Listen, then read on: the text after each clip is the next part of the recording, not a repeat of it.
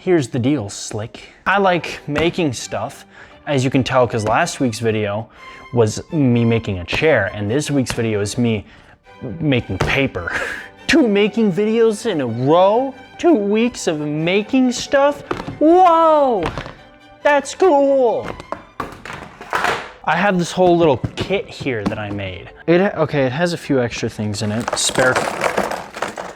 A lot of clothespins. What we're after today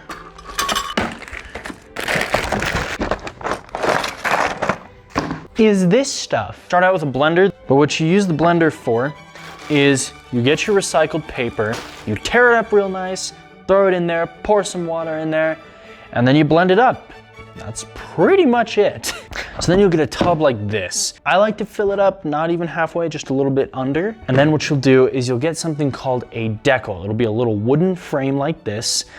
The original one I made didn't work super well, so we're going to go ahead and work on that. After that, you'll get a little sheet of cloth bigger than the paper you're gonna be using. You'll stretch out this piece of cloth and you'll flip it over onto the cloth, and then you'll use a sponge to press through, soak up any remaining water, drain it back into your container, and then you have some damp but almost ready to go paper. And hang them up somewhere and let it dry. First, we're gonna start with adding a better mesh, because originally what I had was something like this. The only difference is I used cloth instead of mesh, which, as you can see, it's not as tight as it originally was. Just to have one frame up here, so that way it shapes the paper, and then the other thing that actually scoops and holds it. So, I have an idea. It might be a little violent. This is gonna be such a mess to fix. This might work. There's still a chance. There's still a little bit of hope. Not a lot, but you know, it's there a little bit. I just don't want to hammer it to the table. I hammered it to the table.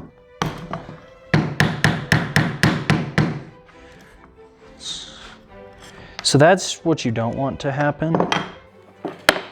How about I just leave it like that? It's beautiful as it is. Okay, so we're now to the part of things where it gets a little unfortunate. You see, we have this water here, and I'm nervous. There's one thing I kind of failed to remember about this blender, that it has this thing where it'll just not hold the water in it. It works. I've also decided that for this segment, I will not be wearing the microphone. I'm going to be using the camera microphone because I refuse to let my phone anywhere near this. We're going to start with the most familiar kind, the napkin. Part of this I'm really not looking forward to begins now.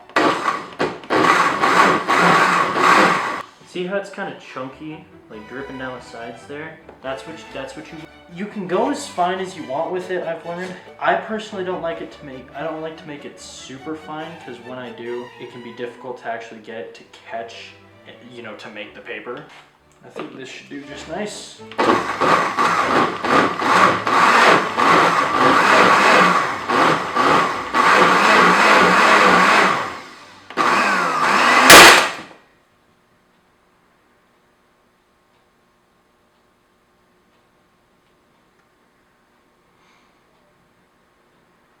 I smell burning. Okay, so we're only making a little bit of paper today. It alarms me that there's pieces of plastic that flew out of the blender. Oh! Okay, check this out. So, that is not supposed to do that. That's really not good. I thought I was gonna be making a lot more paper. Now, generally when you're making paper, the actual mechanism that spins the blade exploding while you're using the blender, that doesn't usually happen.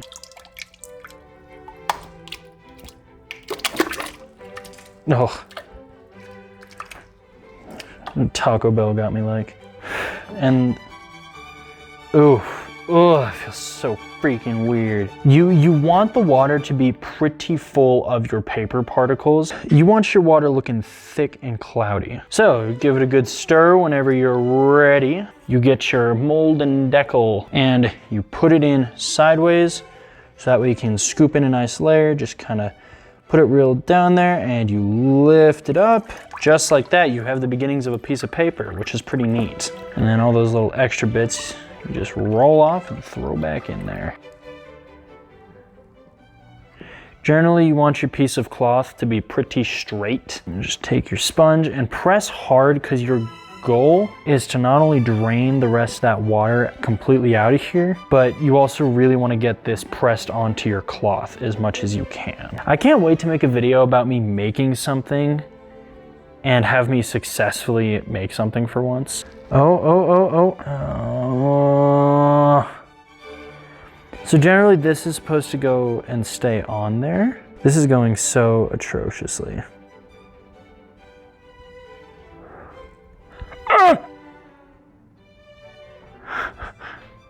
Okay. I'm just gonna press this together really hard and hope it just works. It's better than nothing. This one, I choose you. Sponge. That's already such a bad sign. I mean, it's not super bad. It is gonna be thick and weird, just like your mom.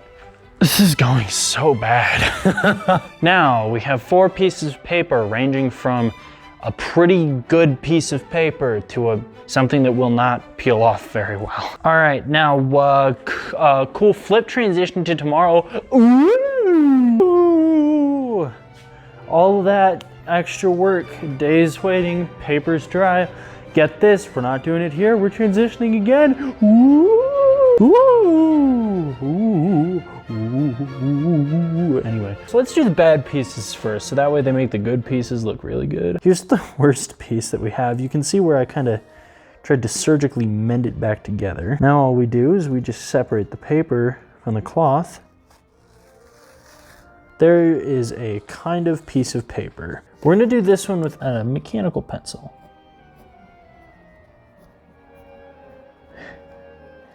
Okay, that doesn't really show up very well, actually.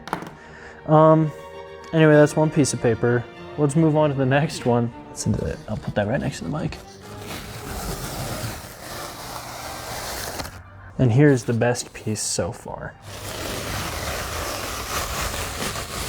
It's actually not too bad. Mechanical pencil and just pencil in general doesn't show up very well on these. Marker does show up very well. I don't know, what should I write? And that actually writes pretty well, shows up good. Oh, and it doesn't soak through all that bad. It actually didn't soak through at all. That's really impressive. I'm actually very surprised with that. You can see the grid pattern kind of the screen, which kind of bugs me a little bit. I think if I were to do this again, I'd very gently go over it with like a rolling pin or something just to smooth out this backside, because it definitely leaves a very prickly feeling, but I mean, that's pretty solid. I did think about this as sketch paper, and I do not believe this would do good as sketch paper at all. It would be very difficult to work with. I think watercolors would kind of work with it, considering, because I laid the Sharpie on pretty thick there, and it did not soak through, which is a good sign. So I'm curious how well this would hold up with watercolors. And this piece, which, I don't know, what should I write? There we go, and then we'll just sign that. All right, there it is. This is most of the Declaration of Independence, which means we need to be watching out for most of Nicolas Cage. So this is not the best way to make paper by any means. If I were you doing this, first and foremost, make sure your cloth, really cheap stuff should be fine, but just make sure it is pulled taut when your paper is drying. Because when the paper dries, it's gonna try to shrink. And when it tries to shrink, it's gonna pull the cloth with it. It's going to wrinkle your paper, it's going to make it bendy and curvy and weird. One thing I've seen, a very common trick I've seen for making sure the paper is flat once it's done, is people will stack up all of their pieces of paper that they've made, and they will set it between books. They'll make a little book press, and they'll just let that weight sit on it for a while. And the next day, it should be pretty flat. Again, if you're using a screen mesh with kind of a more open, like the holes in the screen are more open, use a rolling pin or something to just very gently smooth out that paper before you let it dry, because writing on that squared pattern is really kind of difficult and it makes it weird to work with. And lastly, When I was blending stuff up, obviously I couldn't keep going because the blender, you know. But generally you want to blend up a lot more slop. The mixture that I had, for the amount of water I had, I needed a lot more paper blended up in there, but I couldn't add more. My paper in some spots is really thin and I can see straight through it. It's very uneven in some spots and you don't want to have to patch it like I did. One thing that I've found is really good for a decal like this with these little gaps and splits and it's just barely held together. The best thing I've found you can do with these is to